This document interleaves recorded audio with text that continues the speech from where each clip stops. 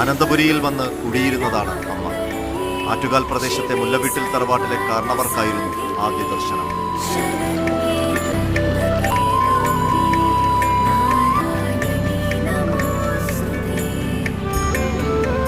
ആറിനക്കരെ എത്തിക്കാമോ എന്ന് ബാലികയുടെ ചോദ്യം.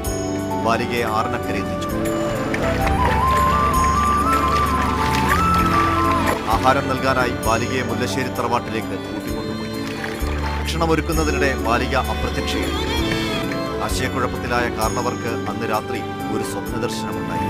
കിളിയാറിൻകരയിലെത്തിയ ബാലിക പ്രപഞ്ചനാഥയായ ആദിപരാശക്തിയാണെന്നും അടയാളം കാണുന്ന സ്ഥലത്ത് കുടിയിരുത്തണമെന്നും അരുളപ്പാട്. പിറ്റേ ദിവസം കാവിലെത്തിയ കാരണവർ ദേവി അരുളിയ സ്ഥലത്ത് തന്നെ ക്ഷേത്രം നിർമ്മിച്ചുവെന്ന് വിശ്വാസം.